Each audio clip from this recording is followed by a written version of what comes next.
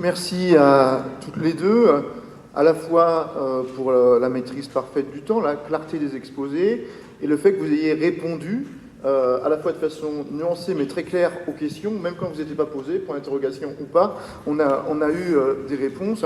Je ne résiste pas non plus au plaisir de souligner l'hommage au problème que pose la myopie sociologique, même pour des juristes. Et je m'arrête là pour donner la parole à la salle pour une séance de questions qu'on arrêtera quand on dira de l'arrêter. Bonjour, Marine de la CIMAD. Merci à toutes les deux pour vos interventions. Moi, j'avais un élément et une question pour Madame Barbou sur le règlement Dublin. La première, c'était de revenir sur la clause de souveraineté. Et vous avez dit que les États n'en faisaient pas souvent usage. Il y a quand même eu le cas de l'Allemagne qui en a fait usage massivement en 2015, mais qui l'avait fait seulement pour les ressortissants syriens. Et ce que je trouve intéressant dans ce cas-là, c'est qu'il y a eu quand même un gros retour de bâton ensuite, avec une désapprobation des partenaires européens. Mais il y a eu aussi dans le droit d'asile en Allemagne et dans son lien avec d'autres pays pour faire venir des gens dans le cadre de la réunification familiale, aussi un retour de bâton. Donc voilà, je trouvais ça intéressant de mentionner le cas de l'Allemagne. Et puis, je voulais avoir votre avis sur... du coup, vous avez beaucoup parlé de la proposition de la Commission, et du coup, votre avis sur le rapport du Parlement européen, puisque le Parlement européen a décidé de prendre un peu le contre-pied de la proposition de la Commission.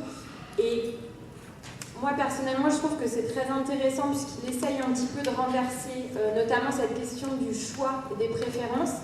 Et en même temps, ça reste quand même un texte répressif avec notamment la question du pays tiers sûr, etc. Donc voilà, je voulais votre analyse sur la question. Merci. Alors, bonjour, c'est encore moi, Kader Sanogo.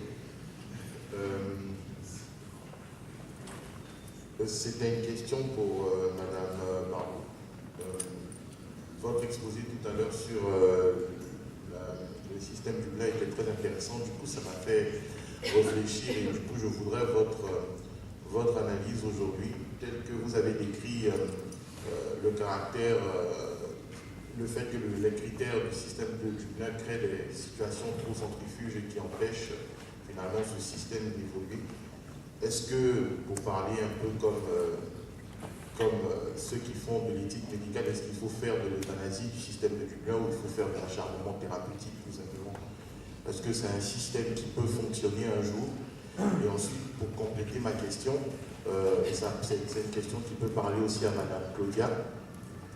Charles, est-ce que, vu que la Cour européenne, vu que la Cour de justice de l'Union européenne ne veut pas ou ne s'échine pas à trancher les questions sur l'externalisation en matière de droit d'asile, est-ce que vous pensez que la Cour européenne de sauvegarde des droits de l'homme peut éventuellement se saisir de certaines questions à ce niveau-là, notamment en matière de protection des droits fondamentaux?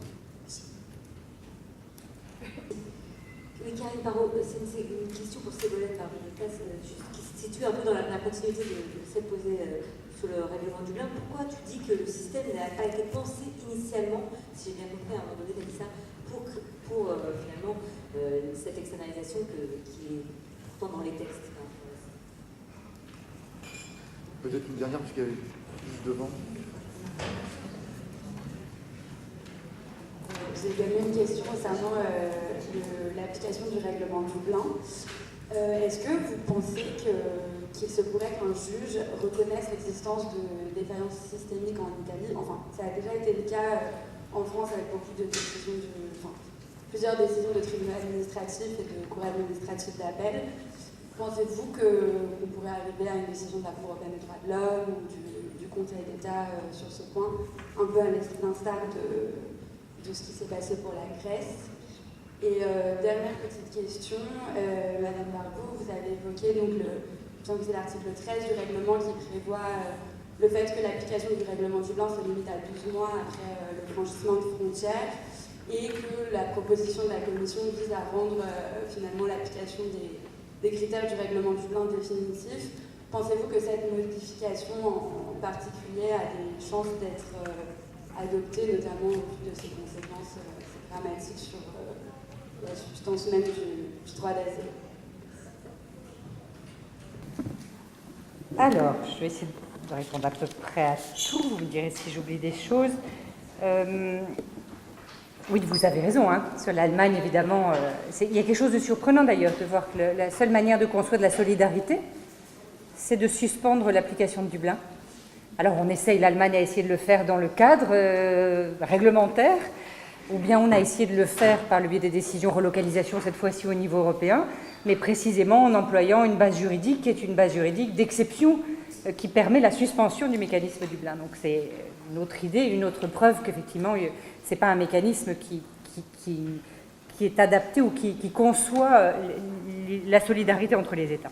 Alors, vous avez raison, je ne l'ai pas traité du tout, de faire référence à la proposition, enfin au rapport du Parlement européen, cette réaction du Parlement européen. Je pense notamment au rapporteur Madame Wikström qui avait vigoureusement répondu à la proposition de la Commission de 2016. On a compris qu'elle considérait comme d'autres que cette proposition est à de très nombreux égards tout à fait intolérable. Non seulement intolérable, mais également probablement inefficace. Alors, ce qui est intéressant incontestablement dans le mécanisme, c'est que pour la première fois, on entend envisager qu'il n'est pas tout à fait illégitime que des demandeurs d'asile puissent avoir une certaine idée de là où ils devraient demander l'asile. Mais en même temps, c'est à la fois tout l'intérêt de ce système, alors en proposant aux demandeurs d'asile, en leur laissant un choix entre plusieurs États, un bouquet de 4, il y a des discussions, je crois, qui continuent au Parlement, savoir combien d'États, etc., en faisant en sorte que néanmoins ça ne conduise pas à un déséquilibre trop fort. Mais je crains que malheureusement, ce qui fait l'intérêt du dispositif, finalement, garantisse son échec. Pour la raison que j'ai évoquée tout à l'heure. Moi, je suis comme vous convaincue, enfin comme vous, pardon, je parle à votre place, mais je suis convaincue que le système Dublin, mais donc je réponds là à une autre question en même temps, je suis convaincue que le système Dublin, oui, ne peut pas fonctionner, ne fonctionnera pas. Il n'est pas possible qu'il fonctionne parce que son vice structurel, c'est d'ignorer la volonté du demandeur d'asile. Mais ça a été dit tout à l'heure par Laurence, c'est la même chose en droit international. On ne veut pas, on ne peut pas, on ne veut pas reconnaître la possibilité pour un demandeur d'asile de choisir l'endroit où il veut demander l'asile. Mais sur le système Dublin, c'est une faillite nécessaire. Tant qu'on ne mettra pas en place un système avec ce mécanisme, le système va échouer. Ce qui est fascinant, c'est que ça fait 20 ans, non seulement que les ONG le disent, on pourrait dire après tout, mais que la Commission européenne le dit, rapport après rapport, évaluation de la Convention Dublin, elle le disait, évaluation du fonctionnement du règlement Dublin 2, elle le disait, évaluation du règlement Dublin 3, elle le dit. Mais c'est pas grave, on continue. Donc aussi longtemps, en effet, qu'on ne prend pas à bras-le-corps cette idée qu'il faut restructurer Dublin en envisageant de laisser aux demandeurs d'asile la possibilité, peut-être de façon encadrée, mais de choisir ou de pouvoir choisir un certain nombre d'États dans lesquels ils voudraient demander l'asile, le système est voué à l'échec. Donc oui, le Parlement européen et notamment Mme Wikström ont eu cette proposition, je trouve extrêmement intéressante. Je crains malheureusement que ça ne suffise pas. Et vous avez raison, ça ne règle pas la question de l'externalisation vers les États tiers, qui reste quand même en effet assez centrale dans la proposition du Parlement, de la même manière. Alors j'ai un petit doute, mais vous me direz si je me trompe, qu'il me semble aussi que dans le texte du Parlement européen, on ne s'est pas non plus débarrassé de ces éléments que moi je trouvais proprement scandaleux dans la proposition de la Commission, qui sont l'idée de la sanction des demandeurs d'asile, avec l'idée que voit apparaître vraiment l'idée de sanction. Il faut que les demandeurs d'asile respectent le mécanisme. On a toujours souhaité ça, mais maintenant on l'érige en forme de sanction. Donc voilà, je ne sais pas ce que ça deviendra. Je ne suis pas très optimiste de toute façon, puisque le Parlement européen ne fera rien seul et que, vu la composition actuelle du Conseil, je doute qu'une proposition que je considère être une proposition plus favorable aux demandeurs d'asile ait une quelconque chance d'être adoptée dans un mécanisme d'adoption à la majorité qualifiée d'une réforme. Pourquoi, Karine, tu me demandes pourquoi je dis qu'il n'a pas été pensé pour l'externalisation? Comment? Oui, apparemment, mais je crois que ce n'était pas le but. crois que ce n'est pas le but, l'externalisation. Je suis convaincue. Non, c'est... Alors peut-être je me suis pas exprimée clairement. Ce que j'ai essayé de dire, c'est que précisément,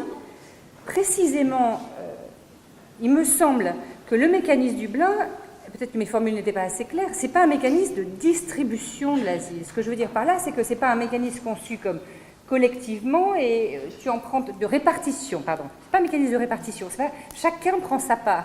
C'est un mécanisme d'identification. Ce qu'on veut, c'est que chaque demande d'asile corresponde à un État. C'est tout ce qu'on veut. Parce qu'on veut répondre à ce double problème du réfugié sur orbite et de l'asylum shopping. C'est tout.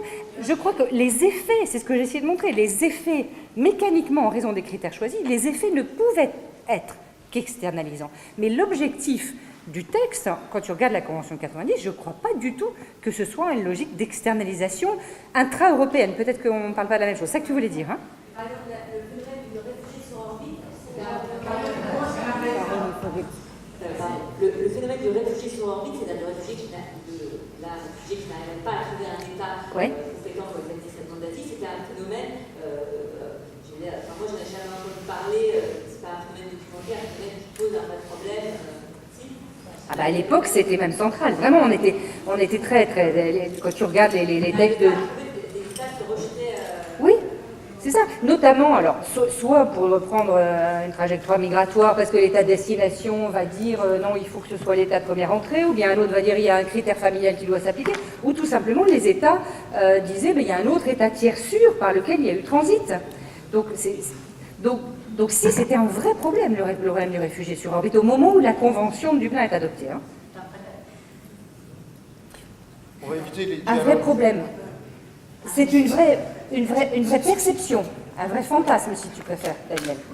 S'il vous plaît, on va éviter les dialogues pour que toute la salle puisse bénéficier des éclairages. Juste, pardon, pour ne pas monopoliser la parole, Juliette, je ne sais pas si on peut avoir une jurisprudence qui constaterait ou qui considérait que l'Italie, le système italien peut être qualifié de système dans un état de défaillance systémique comme on a pu le faire pour la Grèce. J'en sais rien, honnêtement, ça je sais pas.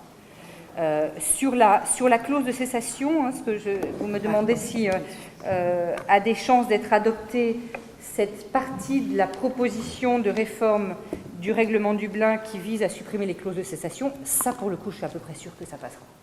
Je me trompe peut-être, mais je veux bien parier que ça va en priorité disparaître. On voit bien que la Commission, mais je crois que les États vont suivre, pour de multiples raisons, dont celle que j'ai essayé de souligner, qui est que tout ce qui permet au fond de dévier de la logique Dublin, on veut l'effacer. Et aussi parce que ça a été très largement interprété comme une incitation faite aux demandeurs d'asile d'essayer, par des stratégies, de contourner le dispositif de détermination de la responsabilité. Donc je parierais volontiers, malheureusement, mais je parierais volontiers que ce sera une des choses qui sera adoptée le jour, si ce jour arrive, où on modifiera effectivement le règlement Dublin. Et sur la question de la Cour européenne des droits de l'homme, je ne sais pas quoi vous dire. Enfin, en principe, oui, on pourrait dire qu'elle serait à même de condamner ou de mettre fin justement à des violations des droits fondamentaux dans le cadre de l'externalisation, etc. Mais je ne suis pas sûre, effectivement, et justement cette question procédurale me semble aussi être valable pour la Cour européenne. Et quand on voit, Cour européenne des droits de l'homme, et quand on voit les difficultés, en tout cas, qu'il y a à saisir justement la Cour, que ce soit dans le cadre des mesures provisoires de l'article 39 du règlement de la Cour, ou que ce soit aussi pour des personnes qui déposent une requête. Enfin, et on est en train de parler des personnes qui sont dans des hotspots, qui n'ont pas forcément accès à une assistance juridique, même pas des assistantes sociales, et pas d'informations juridiques, qui parfois se voient notifier des décisions dans une langue qu'ils ne comprennent pas, etc. Et enfin, à ma connaissance, il y a quand même des recours qui sont encore pendants devant la CEDH concernant justement l'accord UE-Turquie, mais la Cour ne va pas se prononcer forcément sur l'accord UE-Turquie. Turquie, elle va se prononcer sur les cas individuels. En attendant, l'accord avec Turquie n'a jamais été sanctionné par qui que ce soit, et c'est justement la problématique, en tout cas qu'on voulait aussi soulever à la suite de l'accord avec la Turquie et la suite du développement des négociations de l'Union européenne avec les pays tiers, c'est justement ça. Par des accords informels, et même par des accords formels, mais encore plus par des accords informels, on est en train de priver l'individu d'absolument tout accès à la justice, et pour ne serait-ce que mettre fin justement à cette violation systémique des droits fondamentaux. Catherine Teul, Réseau euro-méditerranéen des droits de l'homme. Moi, je voulais remercier Madame Barbou des Places, excusez-moi, je ne connaissais pas bien votre nom avant, pour avoir insisté sur le fait qu'il y avait un véritable dévoiement de la Convention, enfin de l'esprit de la Convention de Dublin. C'est vrai qu'à l'origine, c'était conçu pour faire en sorte qu'aucun demandeur d'asile ne trouve pas d'endroit où se faire entendre. C'était ça l'objectif. Et vous avez parfaitement démontré, je trouve que c'est très intéressant, et c'est important de le dire et de le redire, parce que quand le législateur se targue de reprendre ce qui a été fait dans le cadre du système de Dublin pour le reproduire en le renforçant et en le durcissant, on pourrait même lui rappeler qu'il est en train de complètement pervertir l'esprit de la création de ce système. Et vous avez eu raison aussi de parler du prêt Dublin dans le futur système, celui dont j'espère qu'il ne sera jamais adopté parce que le Parlement va changer. Et il vaudrait mieux que ce ne soit pas adopté avec un nouveau Parlement dans lequel l'extrême droite aurait une place importante.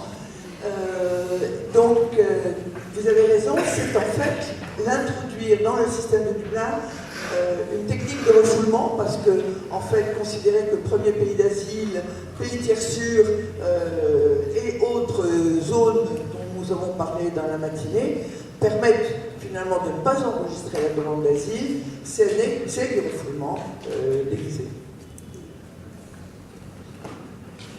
Bérangère Taxil, professeure de droit international, j'ai une question sur une requête qui a été déposée à la Cour européenne des droits de l'homme par 17 rescapés d'un naufrage au cours duquel une ONG et les gardes-côtes italiens se sont écharpés en novembre 2017, et il semble donc que ce recours soit dirigé contre l'Italie parce que le centre de coordination des sauvetages de Rome avait été appelé et a renvoyé la demande vers le centre de sauvetage de Tripoli. Or, il me semble que l'Italie n'avait aucune obligation de prendre en charge la coordination du sauvetage, puisque le naufrage s'était déroulé dans la zone de sauvetage, en haute mer, dans la zone de sauvetage libyenne. Par conséquent, est-ce que vous avez des informations sur les arguments à l'appui des requérants destinés à mettre en cause la responsabilité de l'Italie dans le cadre de cet accord avec les gardes-côtes libyens? Est-ce que la presse s'est fait écho de cette requête, mais est-ce qu'on a des informations sur les arguments juridiques? Merci.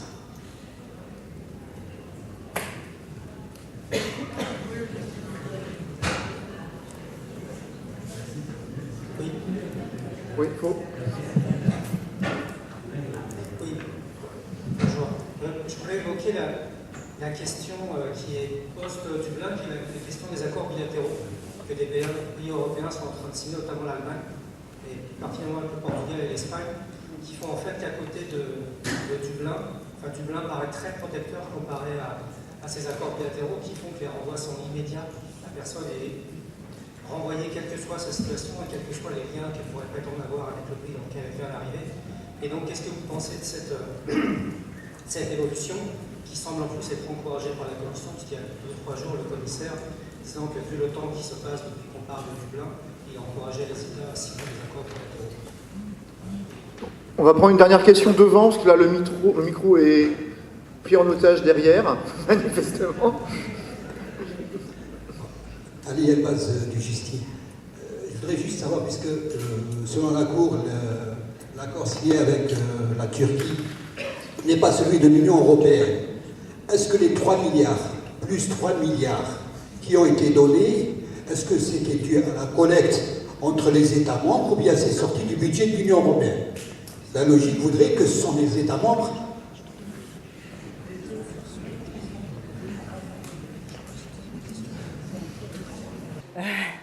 Oui, Madame Tellier, évidemment, je suis d'accord avec ce que vous dites. Oui, je voudrais juste rebondir, vous avez raison, je n'ai pas eu le temps d'en parler, de ces... Là, évidemment, ça va intéresser les internationalistes, la question de la nature juridique de ces accords bilatéraux.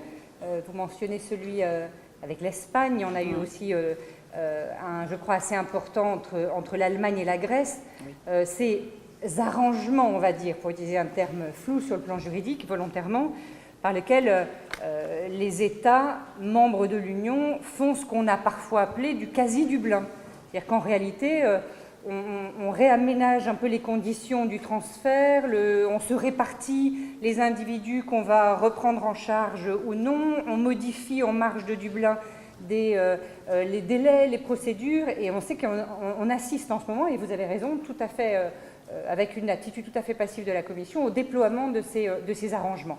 Alors, je crois qu'il y a eu une tentative, à un moment, de les rattacher juridiquement à l'article 36 du règlement Dublin, qui prévoit les arrangements administratifs, qui prévoit que les États, je le cite, peuvent établir entre eux, sur une base bilatérale, des arrangements administratifs relatifs aux modalités pratiques de mise en œuvre du présent règlement. Donc, je crois que notamment l'Allemagne avait essayé de développer, certains juristes allemands avaient essayé de développer un argumentaire pour démontrer qu'il n'y avait pas de problème, on n'était pas sur du quasi-Dublin, puisqu'on était dans Dublin, puisqu'on était ici dans le cadre d'un arrangement administratif au titre de l'article 36.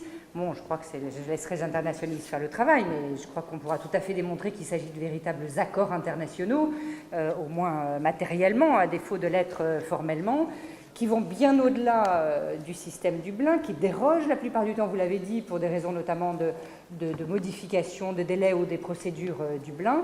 Et puis, on a à nouveau ici un problème de contournement des responsabilités. On passe par une norme un peu floue, on va essayer d'éviter toutes sortes de recours, mais c'est encore une fois problématique, puisque c'est très bien de vouloir réduire les délais, notamment de prise en charge ou de reprise en charge, à condition d'assurer aussi un droit au recours de l'individu contre un transfert, etc., ce qui manifestement n'est pas le cas.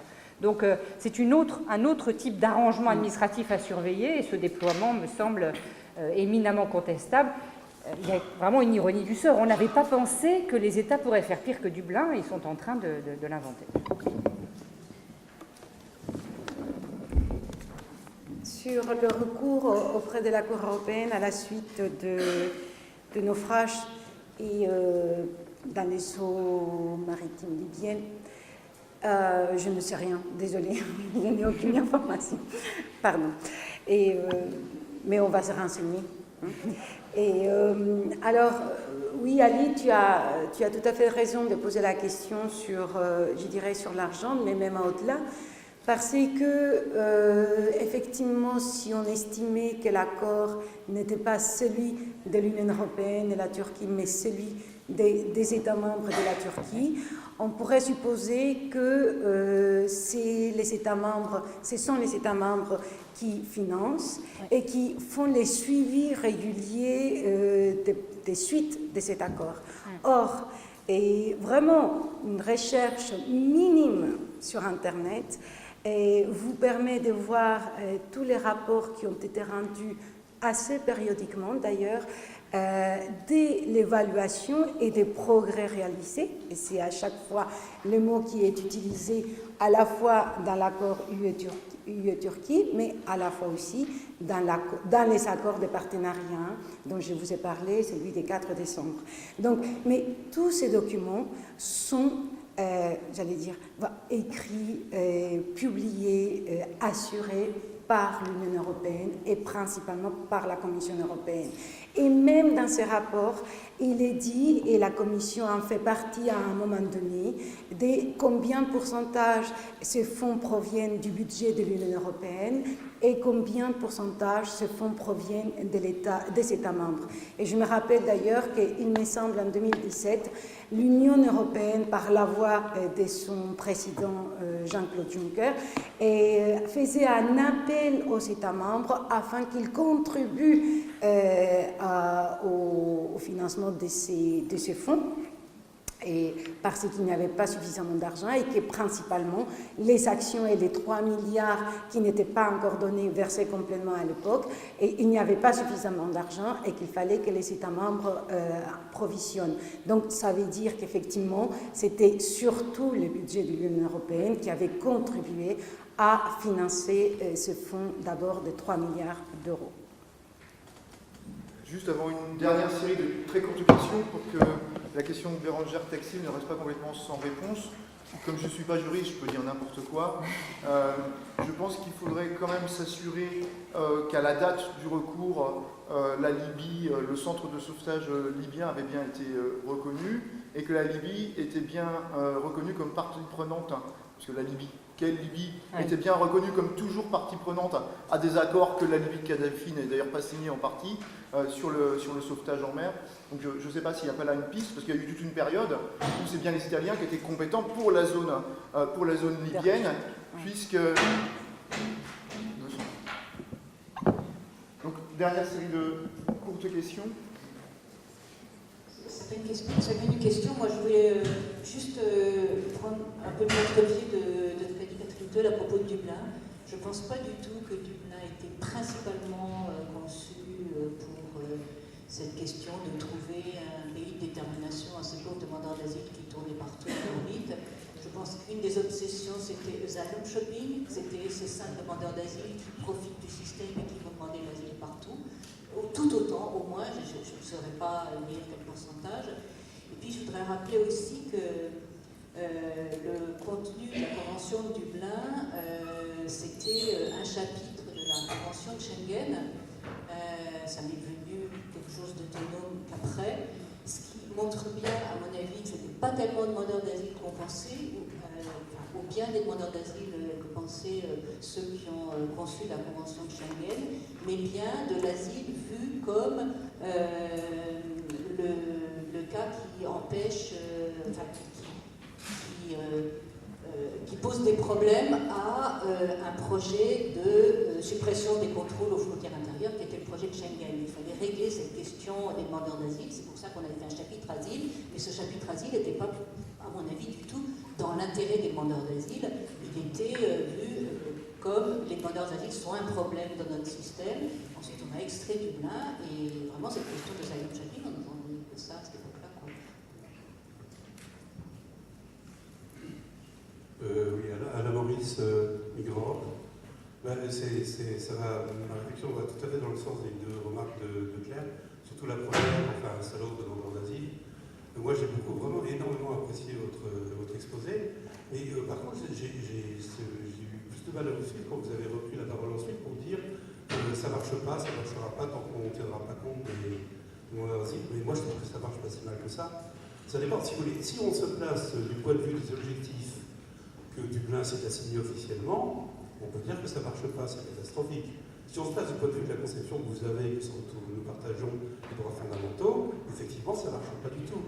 Et si on se place du point de vue de certaines fonctionnalités, de ce point de vue-là, c'est parfait. Faites la tournée des popotes en France, allez dans les CAO, les centres d'accueil d'orientation, allez dans le CRH, allez à la frontière italienne, allez dans la rue à Paris ou n'importe où, vous verrez que le tubinage est une obsession des gens. C'est-à-dire que les gens sont à la traque, on les remet sur la route dès qu'ils se posent quelque part, on leur fait peur avec l'histoire de Dublin, il y a la menace permanente, il y a le qui-vive, il y a la précarité, toutes ces choses-là que tous les sociologues de base connaissent bien, et de ce point de vue-là, ça marche très bien, c'est fonctionnel, c'est une crise, mais c'est une crise permanente. De même que le capitalisme, c'est quelque chose qui se reproduit comme ça en lui-même, avec justement, grâce à ses propres imperfections. Donc ça ne marche pas, m'ennuie un peu, parce que ça ne fait pas le tour de la question de mon point de vue. Voilà.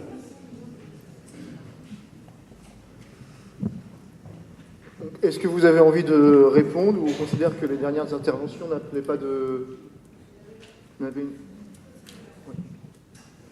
C'était juste en haut de la Convention de Dublin, justement. Dès 90, en fait, on a la possibilité, dans la Convention de Dublin, il est prévu le renvoi vers un pays tiers, dans la Convention elle-même. On est d'accord? Moi, j'ai cru que il y avait une hésitation là-dessus. En dehors des... Alors là, il y a accord. Et sur les désaccords, est-ce que vous voulez revenir? Je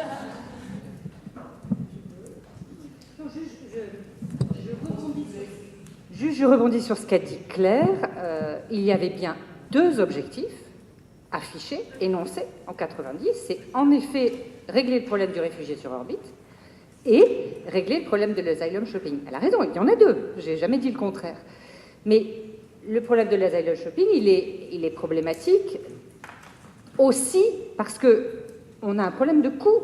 C'est problématique, on le dit beaucoup dans les travaux à l'époque, ça surcharge le fait qu'un demandeur d'asile qui fasse tout un trajet migratoire dépose 8 demandes d'asile, ça veut dire qu'il mobilise 8 fois les systèmes européens de traitement de l'asile. Et évidemment, ça c'est une difficulté. Mais c'est ça que je voulais dire, Karine. La logique, c'est pas d'externaliser vers les États de la périphérie, c'est de régler ces difficultés rencontrées par tous les États. Ensuite, il y a une évolution qui, je crois, est une forme de dévoiement. Claire, c'est vrai aussi, a raison en disant que le système est à l'origine imbriqué dans le dispositif Schengen. Ça n'a pas tout à fait disparu. On le voit très bien d'ailleurs dans l'arrêt Jaffari où la Cour rappelle bien que c'est difficile d'interpréter le système Dublin indépendamment du contexte du droit Schengen.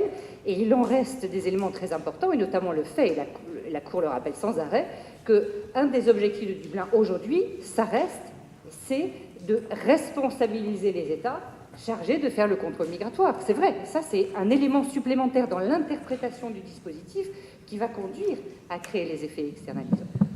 Voilà, j'arrête.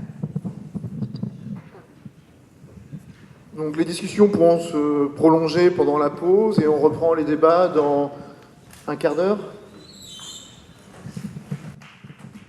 Merci à toutes les deux.